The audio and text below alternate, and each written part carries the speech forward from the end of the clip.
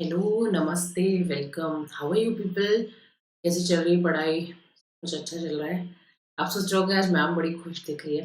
Yes, I am happy because I would be live. Okay, अब हम सारा part B और पार्ट सी live करने वाले हैं। तो इसलिए I am very happy because I will be meeting you soon. ठीक है? चलिए so let's start this session for today. आज हम पार्ट ए खत्म करने वाले हैं। उससे पहले a brief introduction about myself. I am C S Neha Ladda. I am C S M B N M com. I have a total teaching experience of 14 years and I have taught CA, CS, CWA, ACCA, CMA students. इसके अलावा I have also mentored around 25,000 plus students and have created content for ICSI. Okay, now Unacademy की बात करते हैं तो फटाफट से जाओ टेलीग्राम चैनल को ज्वाइन कर लो। Telegram channel पे you'll get all the free resources. You would get all the details. You'll understand everything about what classes are happening. Everything you will get the information on Telegram. फटाफट से join कर लो। ठीक है guys and girls, अब मैं बात करती हूँ सब about the Unacademy that is India's largest platform. They have two types of subscription, plus और आइकॉनिक। प्लस में आपको क्या मिल जाएगा? The live classes, weekly test, structured courses, unlimited access. Iconic क्योंकि आप वन ऑन वन आपको कोच अलॉट किया जाएगा, so they will help you to ensure that everything is personalised, so you get a personal guidance, you get test analysis, you gate guidelines from experts, you get study material etcetera. ठीक है, तो ये हो गया हमारा क्या, ये हो गई हमारी मेंबरशिप की बात। Guys and girls, if you are logging through the app you should log in, और अभी तुम लॉग इन कर लो। Saturday, that is tomorrow, I am coming what on the app with a very important topic, that is complete guide on writing answers for company law. Guys and girls, you can, and that is a free session if you log in with my code. My code is CS Neha. जैसा मैं हमेशा बोलती हूँ, CS नाम में ही, CS words में ही जादू है भाई साहब। तो ये सेशन आपको फ्री में मिल जाएगा, available on the app if you log in through my code that is CS Neha. ठीक है, अभी गाइज एंड गर्ल्स जब मैं बात करूँ तो आप ये सारी सब्सक्रिप्शंस ले सकते हैं। Again in this subscription if you use my code, क्या होगा? You will get 10% further discount. Guys and girls, the beauty about this particular structure is, एक बार सब्सक्रिप्शन पे किया तो सारे सब्जेक्ट्स, जी हाँ, सिर्फ कंपनी लॉ नहीं, सारे subjects would be open in that amount. तो जल्दी से जाओ और सब्सक्राइब कर लो। ठीक है guys and girls, so let's start with the session of today. Today we would be starting with the chapter which is called as transparency and disclosure.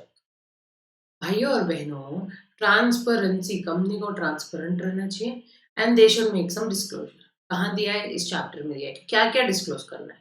तो आपको एनुअल रिपोर्ट बनानी है, आपको बोर्ड रिपोर्ट बनानी है, आपको एनुअल रिटर्न बनाना है, आपको वेबसाइट में डिस्क्लोजर देना है, और आपको कुछ पॉलिसीज बनानी है। ये 5 काम आपको करना है। ठीक है, आप एनुअल रिपोर्ट बनाओगे, ठीक है, उसके बाद आप बोर्ड रिपोर्ट बनाओगे, उसके बाद आप एनुअल रिटर्न बनाओगे, उसके बाद आप वेबसाइट बनाओगे, और लास्ट पॉलिसीज बनाओगे। सो अब्बा WP, ठीक है। A stands for annual report, B stands for board report, A stands for annual return, V stands sorry WP, so W stands for website and P stands for policies। बहुत easy है। चलो अब सबसे पहले हम topic बात करते हैं कि कंपनी को कौन कौन सी पॉलिसीज बनाना है। इसमें कुछ ज्यादा आपको पढ़ाने का या समझाने का नहीं है, ठीक है, तो इसीलिए मैंने चार्ट बना के ये चीजों को बहुत इजीली तुमको समझाने की कोशिश की है। दैट इज, क्या तुमको करना पड़ेगा। तो भाइयों और बहनों, क्या तुमको करना है? तुमको ये सारी चीजों के ऊपर क्या बनाना पड़ेगा? You are suppose to make policies, जैसे कि डिविडेंड डिस्ट्रीब्यूशन पॉलिसी बनेगी, जैसे कि डाइवर्सिटी ऑफ बोर्ड, बोर्ड कितनी डाइवर्स है, इस बारे में तुमको क्या करना पड़ेगा? You have to make policies. Board कितनी डाइवर्स है, मतलब बेसिकली बोर्ड में कितनी डाइवर्सिटी होनी चाहिए, इस बारे में तुमको क्या करना पड़ेगा? You have to make a policy. Vigil mechanism या विजिल ब्लोअर, कंपनी में कुछ गड़बड़ है, you want to inform, you are the employ of the company. अगर तुम इन्फॉर्म करोगे डायरेक्टली ओपन में तो तुम शायद फायर भी हो जाओ, because people who are doing this fraud might do what, they might, you know, तुमको ही घेरे में ले ले। इसलिए एक तरीका होता है जिसको हम कहते हैं विसल ब्लोअर। चुपचाप से जाओ, your identity would not be disclose. ठीक है, इन्फोसिस में हुआ था भाई से भाई वही सब, है ना, वहाँ पे बोला था कि बहुत बड़ा फ्रॉड हो रहा है कब। ठीक है, तो वहाँ पे चुपचाप से जाओ और इन्फॉर्म कर दो, एंड आपका नाम भी कहीं पता नहीं चले। तो whistle blower mechanism. Archival policy, archival मतलब पास डाटा को आप कैसे निकालोगे, वो होता है आर्काइव। डिटर्मिनेशन ऑफ मटीरियलिटी, क्या मेरे लिए 1 रुपया मटीरियल है? Answer is no. तो हम मटीरियलिटी डिफाइन करते हैं, डिसाइड करते हैं कौन से ट्रांजैक्शन मटीरियल है, ये मटीरियलिटी पॉलिसी में आता है। Materiality for RTP, related party transactions अगर हैं तो उसमें मटीरियलिटी क्या हो जाएगा, डिसाइड करनी पड़ती है। सिमिलरली मटीरियल सब्सिडरी, ठीक है, उसके बारे में। And last is preservation of document. You can remember this entire thing with one acronym, and that acronym is MAD VP. MAD VP का क्या हुआ? M stands for materiality, materiality of RP, materiality of RTP, related party RPT, and materiality of subsidiary, and materiality in general. A stands for what? Archival policy. D stands for what? Distribution, dividend distribution policy, and your diversity of board of directors. V, vigil mechanism, and P, that is what? PP, preservation of documents. ठीक है, यही बात समझ में? बहुत बहुत easy topic है। तो फिर से हम रिपीट करते हैं। अब्बा WP, A annual return, sorry annual report, B board report, फिर उसके बाद एनुअल रिटर्न, उसके बाद website disclosure and policies. Policies के अंदर mad VP, M materiality, 3 materiality के टॉपिक है। A that is archival policies, M D that is dividend distribution policy and disclosure for the diversity of board of directors. V that is vigil mechanism, and P preservation of time. हो गया यहाँ तक याद? बहुत easy था। चलो अब second topic करते हैं, that is what? Website disclosure. Website में कंपनी को क्या क्या डालना है। ठीक है, topic can you see here? भाइयों और बहनों, it is not compulsory, please mark my words here, it is not compulsory for what? Under companies act to make a website. Companies act कहीं पे भी ये नहीं बोलता है कि वेबसाइट कंपल्सरी है। ठीक है, वो बोलता है कि अगर आपके पास वेबसाइट है तो ये इन्फॉर्मेशन जरूर डालो। But for listed entity it is compulsory. भाई ऑब्वियसली लिस्टेड मतलब पब्लिक का पैसा लगा है, बहुत ज्यादा पैसा लगा है, तो you have to have your own website in that particular. तो लिस्टेड एंटिटी के लिए इट इज कंपल्सरी। क्या डिटेल्स आनी चाहिए लिस्टेड एंटिटी के लिए? Information is given here.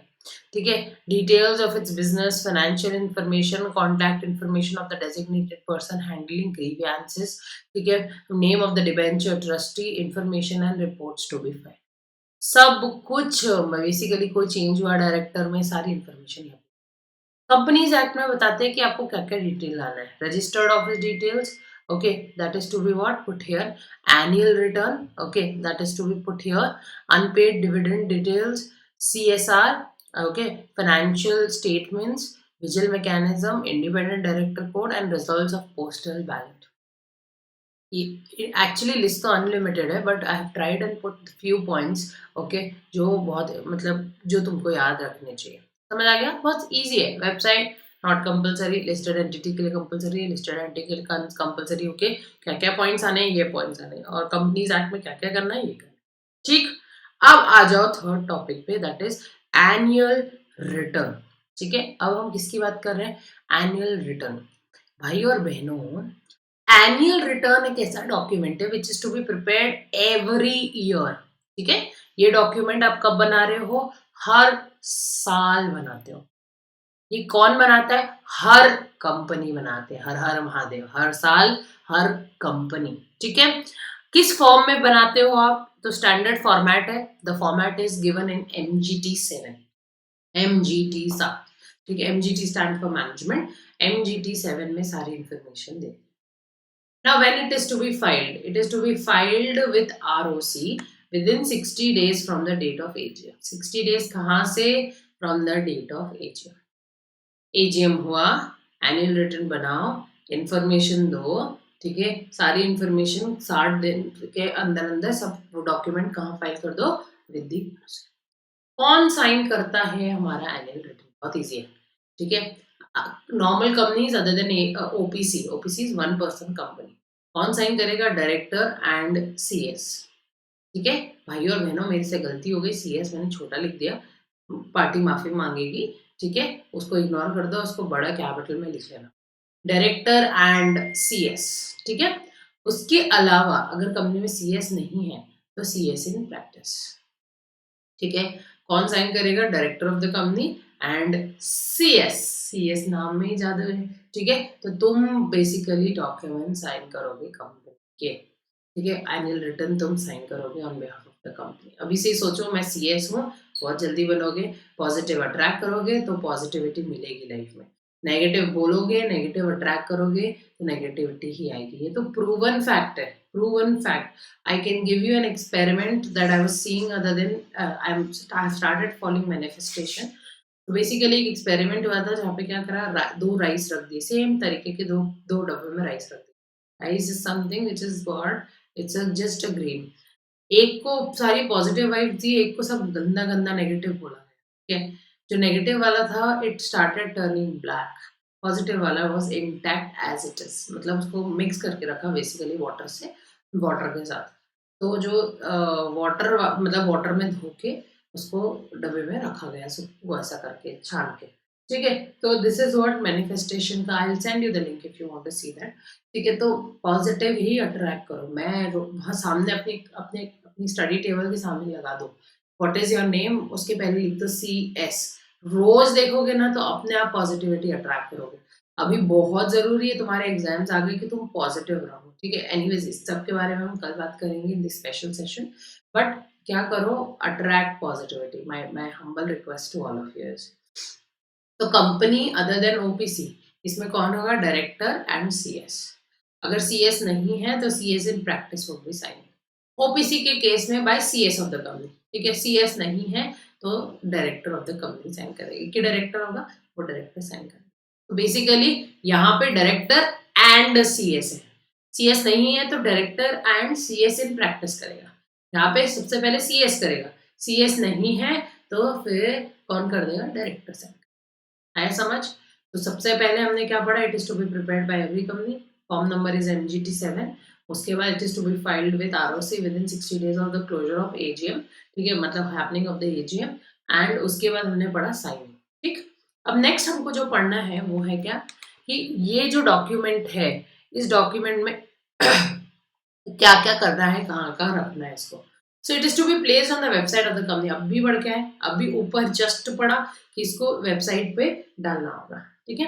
And the link in board report, जो बोर्ड रिपोर्ट कंपनी बनाती है उसमें इसकी लिंक जाएगी कि ये हमारे एनुअल रिटर्न की लिंक, ये वेबसाइट पे जो अपलोडेड है उसके एनुअल रिटर्न की ये link. This document is to be preserve for how many years? 8 years।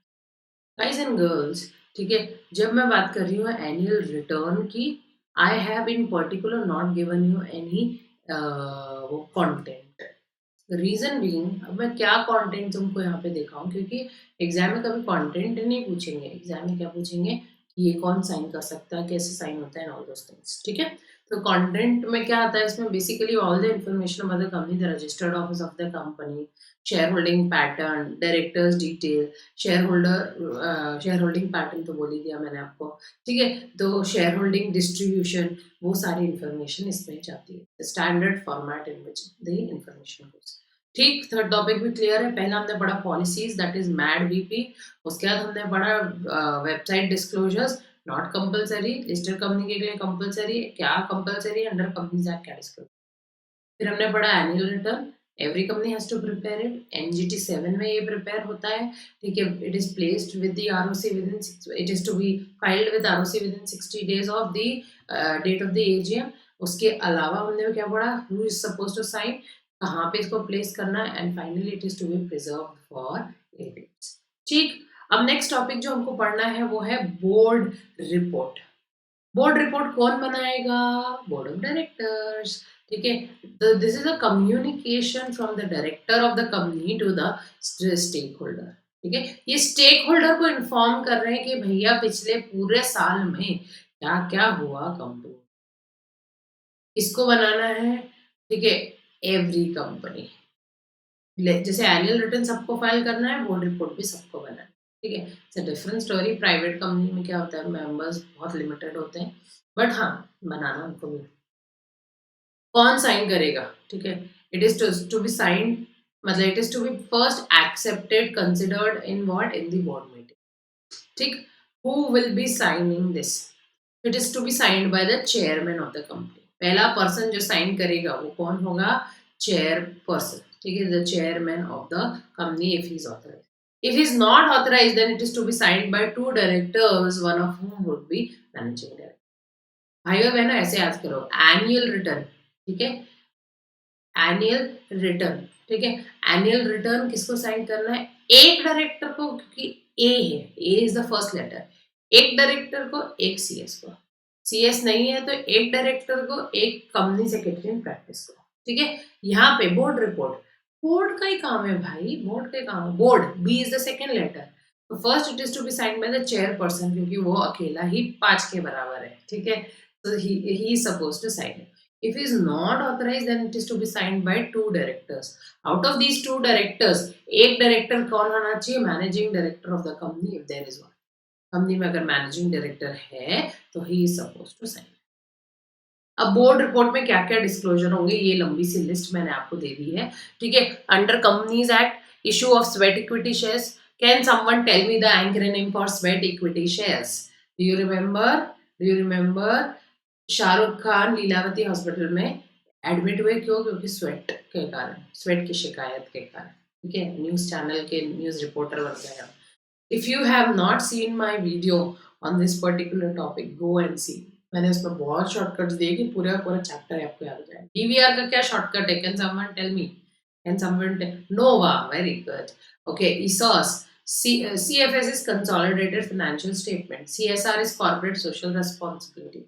ये सब इंफॉर्मेशन कहाँ जानी है? ये सारी की सारी इंफॉर्मेशन आपकी जानी है board report. Guys and girls, directors responsibility statement, एक बार ये टॉपिक जरूर पढ़ लेना अच्छे से, इसको अच्छे से रिवाइज जरूर कर लेना। क्यों? क्योंकि ये टॉपिक एग्जाम में पूछा जा सकता है। ठीक है, directors responsibility statement under rule 8(3), ठीक है, of the companies act rules, क्या 3 चीजें आनी चाहिए? कंजर्वेशन ऑफ एनर्जी, कितनी एनर्जी सेव करी आपने, foreign exchange earnings and outgo, and technological absorption. ठीक, ये सारी इंफॉर्मेशन और इंक्लूड होनी चाहिए। ठीक है, अगली बात समझ में? चलो, अब लास्ट टॉपिक जो हमारा बचा है वो है एनुअल रिपोर्ट, उसकी बात करते हैं। ठीक है, एनुअल रिपोर्ट कौन है, इसको इशू कर रहे हो? Stakeholders, basically shareholders भी इंक्लूड हो जाते हैं।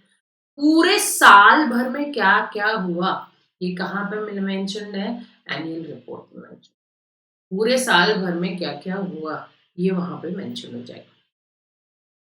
अगर आप लिस्टेड कंपनी हो तो आपको ये annual report within 21 working days submit करनी है, within 21 days of the AGM submit करनी है to the stock exchange. It is also to be placed on the website of the company. ये बात समझ में क्लियर है concept या नहीं? ठीक है, अब इसमें क्या क्या डिस्क्लोज करना है। ठीक है, तो what is to be disclosed? Audited financial statements आने चाहिए, ऑडिटेड कंसोलिडेटेड फाइनेंशियल स्टेटमेंट्स आने चाहिए, कैश फ्लो स्टेटमेंट्स आने चाहिए। ठीक है, डायरेक्टर्स रिपोर्ट आनी चाहिए, management discussion and analysis report आनी चाहिए, बिजनेस रिस्पॉन्सिबिलिटी स्टेटमेंट आना चाहिए। Business responsibility statement is not applicable to all the organisations, ये टॉप 500 लिस्टेड कंपनीज के लिए। ठीक है, वो हम उसके बारे में इतना डिटेल में पढ़ने की जरूरत है। What additional information is required to be given for listed entities? ठीक है, RTP, that is restricted, sorry, related party, RTP नहीं, related party transaction, RPT. Okay, I'm sorry for the wrong thing that is written here. This is RPT. Okay, related party transactions. उसके अलावा आपको detail देनी पड़ेगी, that is corporate governance report देनी पड़ेगी और compliance certificate. ठीक है भाई और बहनों, with this we finish with what? We finish with the transparency and disclosure chapter. आगे बात समझ में? तो हमने पढ़ा पहले अब्बा WP, ठीक है, उसके बाद हमने पढ़ा क्या, policies, that is mad VP. फिर हमने पढ़ा पॉलिसीज के बाद वेबसाइट डिस्क्लोजर्स, ठीक है, क्या डिस्क्लोज करना है। उसके बाद हमने पढ़ा एनुअल रिटर्न, है ना, 7-8 पॉइंट इन एनुअल रिटर्न्स। फिर हमने पढ़ी board report, and finally last में एनुअल रिपोर्ट। अभी बात समझ में? So with this we finish with chapter number 9। चलो फटाफट से चैप्टर नंबर 10 देख लेते हैं, ठीक है। Loans and investments by the company. बड़ा ही प्यारा सा चैप्टर है ये, ठीक है, बड़ा ही क्यूट सा चैप्टर है ये। Let's try and understand the chapter now. Guys and girls, one section that is applicable for loans and investments is section 186. कौन सा section applicable है? Section 186 is applicable in this particular case. Now guys and girls, सबसे पहले section 186 1 क्या कहता है? देखो ये किस बारे में है समझना। अगर मेरी कंपनी को, if my company, let's say my company's name is Neha Ladha Limited, okay, so private, okay, Neha Laddha private limited और नेहा लड्ढा लिमिटेड, लिमिटेड ही लेते हैं, चलो ठीक है, नेहा लड्ढा लिमिटेड एनएलएल। ठीक, एनएलएल को अगर किसी कंपनी में जाके इन्वेस्ट करना है, कंपनी ए में अगर उसको इन्वेस्ट करना है, ठीक है, so what are the provisions that are applicable, ये हम क्या पढ़ने वाले हैं, ये हम यहाँ पे पढ़ने वाले। ठीक, आई बात समझ? अगर एनएलएल को कंपनी ए में इन्वेस्टमेंट करना है तो what would be the provision that would be applicable ना। अगर मुझे कंपनी ए में इन्वेस्ट करना है तो first condition that is there is whatever investments I am making, whatever loans I am giving, it should not be beyond 2 layers of investment company. ठीक है, 2 layers of investment company मतलब Neha Laddha limited invest कर रही company ए में, company ए invest कर रही company B में, company B invest कर रही कंपनी सी में, ठीक है, these all are investment companies. तो लॉ सेज नॉट अलाउड, सिर्फ 2 ही लेयर तक अलाउड है, लेयर 1 लेयर 2, ठीक है, इसके बाद लेयर 3 अलाउड नहीं है। क्यों नहीं अलाउड है? बहुत सिंपल रीजंस है, it is very difficult to track the source of the money. ऐसे दिम्बर दिम्बर दिम्बर आप बहुत बार रूट कर दोगे तो you can not find out the original route of money, ठीक है। तो it's very easy to convert this money, black white और वो सब चीजें बहुत इजीली हो सकती है। इसलिए लॉ ने एक रूल ही बना दिया कि भाई 2 लेयर ऑफ सब्सिडरी कंपनी के थ्रू भी आप कर सकते हो। These 2 layers of subsidiary company is not applicable in certain cases. One, a company to acquire another company that is incorporated outside India if law of that country allows to have investment subsidiaries beyond 2 layers. तो आप एक company को acquire कर रहे हो जो outside India है, ठीक है, और वहां पे क्या है, वहां पे ऐसा कोई लॉ नहीं है, तो आप वहां पे क्या कर रहे हो, 2 लेयर से ज्यादा में इन्वेस्ट करके उसको उठा रहे हो, तो उस केस में क्या हो जाएगा, उस केस में अलाउड हो जाएगा। या second, a subsidiary company having investment subsidiaries in order to meet the requirement of any law, ठीक है, एक कोई सब्सिडरी कंपनी है के अंडर इन्वेस्टमेंट सब्सिडरी कंपनी है, क्यों, लॉ को कंप्लाई करने के लिए, तो उस केस में फिर से अलाउड है, ठीक है। अच्छा, एक चीज बताना भूल गई, यहाँ पे any company is not allowed to make investments, ये सिर्फ इन्वेस्टमेंट्स की बात हो रही है, ठीक है, ये this is what we are talking about investment, that's why it's called as investment companies, 2 layers of investment company, ठीक है। आप इन्वेस्टमेंट कर रहे हो which means their principal business is acquiring of shares, debentures और any other securities, ठीक है। तो मैक्सिमम अगर ये इन्वेस्टमेंट कर रहे हो तो ये 2 layers of subsidiary, 2 layers of investment companies तक ही अलाउड है, उसके आगे अलाउड, ठीक, आगे बात समझ में। चलो नेक्स्ट, पेक्यूनरी लिमिट फॉर, ये सबसे इंपॉर्टेंट है ना, section 186(2) is the most important section, तुमको पता ही होगा, ठीक है। द टोटल इन्वेस्टमेंट्स, 3 चीजें इंक्लूडेड इसमें, ठीक है, एक है लोन, एक है गारंटी, या फिर एक है इन्वेस्टमेंट्स, ठीक है। लोन, गारंटी, इन्वेस्टमेंट्स, या लोन, गारंटी और purchase of securities of any body government, 3 चीजें तुम इंक्लूडेड है सेक्शन 186 में, है ना। ये 3 चीज ओवरऑल कितनी आप कर सकते हो, it can not exceed 60% of the total paid up capital plus free reserves and security premium account, or 100% of security premium account plus free reserves, whichever is higher. बात समझ आई? Suppose I have already given 2 crore या 5 करोड़ का guarantee, ठीक।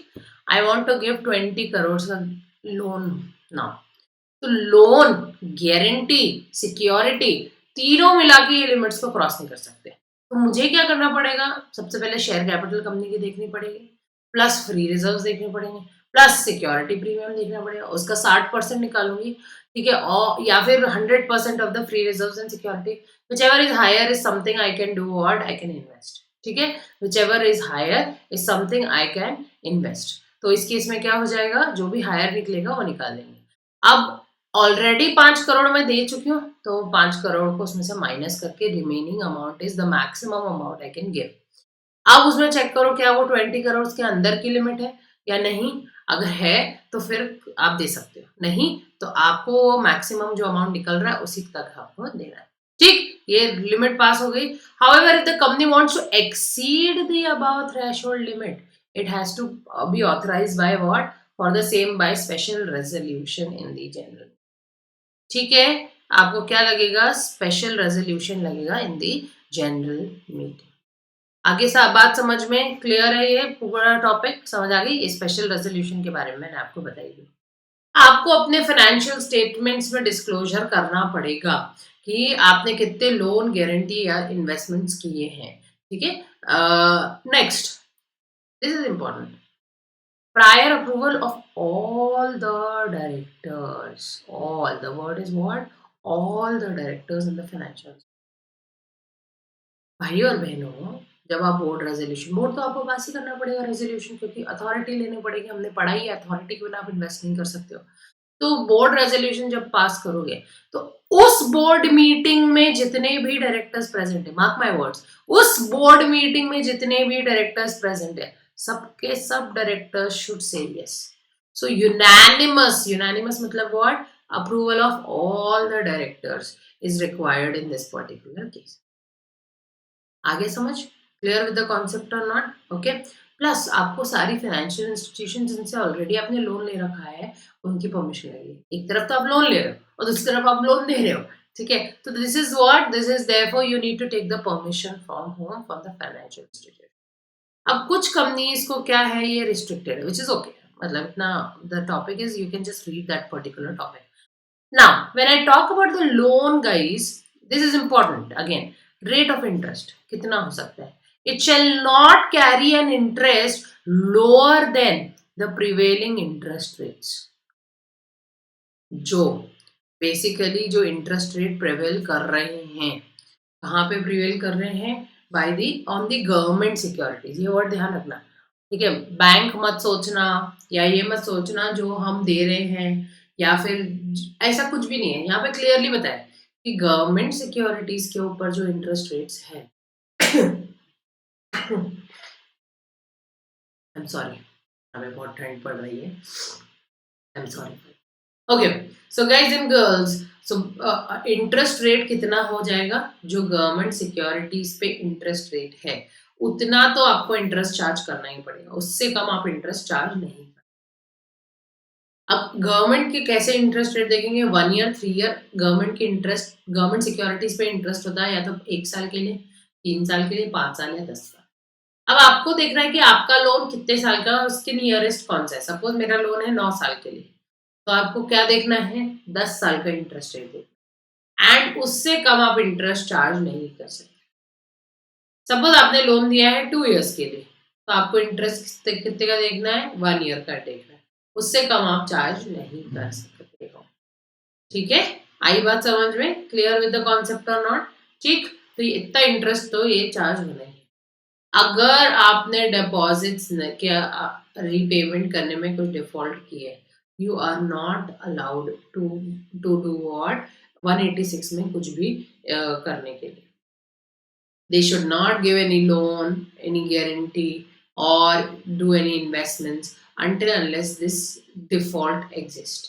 आपको पहले ये default को क्या करना पड़ेगा? करेक्ट करना पड़ेगा, उसके बाद ही आप क्या कर सकते हो, ठीक है। तो मेन सारी चीजें मैंने आपको समझा दी है। नाउ अगर हम बात करें तो ये सारी इंफॉर्मेशन कि आप किसको लोन दे रहे हो, किसको इन्वेस्ट, कहाँ इन्वेस्ट किया है, किसको गारंटी दे रहे हो, ये किस फॉर्म में जाएगी? MBP2। ये फॉर्म नंबर है, इसमें चल जाए। अब सेक्शन 186 कब एप्लीकेबल नहीं है, ठीक है, सो it is not applicable in this particular case. One, banking company, ठीक है, अगर लोन, इनका तो काम ही है लोन देना, क्या दिन भर तुम इनसे रेजोल्यूशन पास कराओगे, राइट, क्या तुम इनकी लिमिट्स देखोगे, इस पे कुछ भी एप्लीकेबल नहीं। Banking company, insurance company, housing finance company engage in the in financing industrial enterprises, तो ये इनके लिए 186 इज नॉट एप्लीकेबल। और इन्वेस्टमेंट किसने करा, investment by investment company, non bank, again इनका मेन काम ही इन्वेस्टमेंट करना है। Non banking financial companies making investments in right shares as prescribed under section 62, तो आपको क्या होगा, सेक्शन 6 ये 186 is not applicable. Okay, again for government company there is certain exemption if they are engaged in defence sector, तो इस case में again what section 186 is not applicable, okay, which has seeked permission of ministry or department of central government or state government in administration of the company before making such loans or providing security. So एक, they should be in defense, and second, they have taken permission. So in that case also again 186 is not applicable. चलिए फिर से समझते हैं 186(1), not no investment by more than 2 layers of subsidiary company. 186(2) limits, ठीक है, 60% of paid up capital plus free reserve plus security premium account और 100% of free reserve plus security premium account whichever is higher, इससे ज्यादा करना है तो special resolution, ठीक है। उसके बाद हमने क्या पढ़ा, उसके बाद हमने पढ़ा स्पेशल रेजोल्यूशन हो गया 3 में। उसके बाद हमने पढ़ा है कि कंपनी के सारे डायरेक्टर्स को ये अप्रूव करना चाहिए और फाइनेंशियल इंस्टीट्यूशंस को। फिर हमने पढ़ा क्या, रेट ऑफ इंटरेस्ट, ठीक है, गवर्नमेंट सिक्योरिटीज के 1 ईयर, 3 ईयर, 5 ईयर्स और 10 ईयर्स जो भी रेट है वो एप्लीकेबल। फिर कब ये सारे conditions applicable, obviously register maintain करना है, और कब ये कंडीशंस एप्लीकेबल नहीं हो, ठीक है। यहाँ तक बात समझ आ गई आपको, क्लियर है। चलो अब नेक्स्ट जो हमको पढ़ना है वो है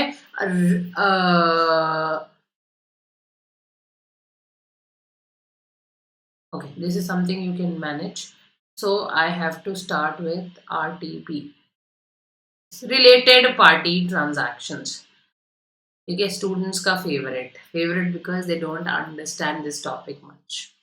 तो क्या होता है रिलेटेड पार्टी ट्रांजैक्शन, पहले समझ लो। रिलेटेड पार्टी मतलब किसी, मतलब रिलेटेड पार्टी ट्रांजैक्शन मतलब ऐसे ट्रांजैक्शन जो आपने किसी रिलेटेड पर्सन से किया, तो आपको यहाँ पर रिलेटेड का मतलब समझना पड़ेगा। एक कंपनी से कौन कौन लोग रिलेटेड है वो हमको यहाँ पे समझना पड़ेगा। Who are related to a company, जैसे तुम्हारी बात करो, तुमसे कौन रिलेटेड है, तुम्हारे मम्मी पापा, ठीक है, तुम्हारे भाई बहन, ठीक है, तुम्हारे बच्चे होंगे, तुम्हारी वाइफ होगी, तुम्हारे इन लॉज होंगे, तो ये क्या हो गया, ये मेन रिलेशंस हो गए। ऐसी कंपनी से कुछ लोग रिलेटेड, उनसे अगर आप ट्रांजैक्शन कर रहे हो तो सारी कुछ कंडीशंस एप्लीकेबल होगी। फिर से रिपीट करिए, ये कंडीशंस कब एप्लीकेबल होगी, जो हम पढ़ेंगे जब हम इन सारे में से कोई भी रिलेटेड पर्सन के साथ कोई ट्रांजैक्शन कर रहे हैं, ठीक। पहला कौन है, बहुत सिंपल है, डायरेक्टर और the relatives of the company और हिज रिलेटिव, डायरेक्टर्स या फिर डायरेक्टर्स के रिलेटिव्स, ठीक है, ये तो बहुत इजी है। सेकंड, ये भी बहुत इजी है, की मैनेजरियल पर्सनल, अभी नहीं पता तुमको की मैनेजरियल पर्सनल, कोई बात नहीं, अभी यही समझ लो कि there is something called as KMP, वो और उनके relatives, again they would be called as related parties. पहले डायरेक्टर्स हो गया, उसके बाद की मैनेजरियल पर्सन हो गया, ठीक है। नेक्स्ट, अ फर्म, ऐसी कोई firm in which a director, manager और his relative is a partner. अब एक स्टेप आगे जाते हैं, इंडिविजुअल्स खत्म हो गए, है ना, अब पार्टनरशिप फर्म की बात करते हैं। तो ऐसी कोई पार्टनर फर्म जिसमें ये डायरेक्टर या फिर मैनेजर या फिर इनके रिलेटिव क्या है, पार्टनर है, तो ये जो फर्म है ये फर्म भी रिलेटेड पार्टी कहलाएगी। बहुत सिंपल है ना यार, कंपनी है, ये कंपनी के बाद एक फर्म और है, इस फर्म का पार्टनर कौन है, इस कंपनी का डायरेक्टर, तो there is a director in this company जो इस फर्म में पार्टनर है, तो ऑब्वियसली क्या है, ये रिलेटेड हुआ ना कंपनी से, क्योंकि डायरेक्टर ही डिसीजंस लेते हैं कंपनी के बिहाफ पे, है ना, तो वो इसमें पार्टनर है, तो वो बायस्ड है इस कंपनी, इस फर्म के लिए, तो वो रिलेटेड पार्टी कहलाती है, ठीक। इंडिविजुअल्स के दो, डायरेक्टर्स और KMP उनके रिलेटिव्स। फर्म का एक a firm in which director, manager और हिज रिलेटिव्स आर पार्टनर्स। अब बात करते हैं कंपनी की। सबसे पहले प्राइवेट कंपनी की। अ private company in which a director और अ मैनेजर और his relative is a member और अ डायरेक्टर। तो basically mind same same example हम कंटिन्यू करते हैं, बस इधर वाली पार्टी चेंज करते जाते हैं तो बहुत इजी हो जाएगा हमको समझ। ठीक है, अब क्या बात कर रहे हैं, there is a private company. ठीक है, there is a private company. ठीक है, प्राइवेट कंपनी का डायरेक्टर, मैनेजर, ठीक है, मतलब बेसिकली इसका जो डायरेक्टर है वो इस कंपनी का डायरेक्टर या मैनेजर वो है, मेंबर है। तो इन केस ये प्राइवेट कंपनी भी क्या बन जाएगी, it would become my related party. ठीक है, private company in which a director और मैनेजर और his relative is a member और डायरेक्टर। ठीक, अब पब्लिक कंपनी की बात करते हैं, है ना। अब देखना गाइस एंड गर्ल्स, बहुत इंपॉर्टेंट चीज बता रही हूँ। अभी तक हम पढ़ रहे थे डायरेक्टर, मैनेजर या उसके रिलेटिव। पब्लिक कंपनी के केस में सिर्फ हम पढ़ रहे हैं डायरेक्टर, मैनेजर। ठीक, along with his relatives. Yes, yes, it's there. Okay, so a company, public company in which a director or a manager is a director and holds along with his relative more than 2% of its paid up share capital. तो एक public company है जिसमें इस company का director या manager is a director, यहाँ पे relative director नहीं है। ठीक है, रिलेटिव डायरेक्टर की बात नहीं कर रहे हैं। ठीक है, so it's a public company. इस पब्लिक कंपनी में जो फर्स्ट कंपनी जिसकी हम बात कर रहे थे उसका डायरेक्टर या उसका manager is a director here. ठीक, एंड की कंडीशन है ना, and they hold what, they hold along with their relatives more than 2% of its paid up capital. Obviously क्या हो गया, रिलेटेड पार्टी हो गई। Next, any body corporate. अब पब्लिक कंपनी खत्म हो गया, प्राइवेट कंपनी खत्म हो गया। ठीक है, any body corporate whose board of directors, managing director or manager is accustomed to act with the advice, directions or instructions of directors or manager। कोई बॉडी कॉर्पोरेट है, ठीक है, इस बॉडी कॉर्पोरेट, ये बॉडी कॉर्पोरेट के directors, managers को क्या हो गया है, दे आर, और managing director, they are accustomed to what, they are supposed to act on the instructions of directors of this company. Then in that case what would happen, in that case again it would be considered as a related party। ठीक, आई बात यहां तक समझ में। तो first directors is relatives, KMP is relatives, firm, ठीक है, उसके बाद आ गई प्राइवेट कंपनी, उसके बाद आ गई पब्लिक कंपनी, उसके बाद आ गया बॉडी कॉर्पोरेट। अब आता है क्या, अब आता है any person on whose advice, directions और इंस्ट्रक्शंस अ मैनेजर और managing director is custom to act. ठीक है, तो बेसिकली आप उस कंपनी में let's say Infosys, let's assume Narayan Murthy resigns. Now he's no more acting anywhere in the Infosys. But he comes and gives instructions on what? Instructions on neither he's a director, neither he's a KMP, right? ठीक है, director भी नहीं है ना, तो उस case में but he comes and he gives instructions और उसके इंस्ट्रक्शंस को फॉलो करना पड़ता है, ऑब्वियसली करना ही पड़ेगा क्योंकि उसकी कंपनी थी एक टाइम पे, he started that company, so he has a better vision towards that company। ठीक है, तो वो क्या हो जाएगा, he would be called as related party। ठीक, any company which is a holding subsidiary or an associate company of such company, a subsidiary of a holding company to which it is also a subsidiary, subsidiary की subsidiary, या investment companies or the ventures of the company, ये लोग भी क्या कहलाएंगे, क्योंकि ये आपकी खुद की कंपनीज है, होल्डिंग सब्सिडरी हो गई, एसोसिएट कंपनी हो गई, या सब्सिडरी होल्डिंग और एक और सब्सिडरी की सब्सिडरी हो गई, या इन्वेस्टमेंट कंपनीज हो गई, तो ये सब भी क्या कहलाएंगे, रिलेटेड पार्टी।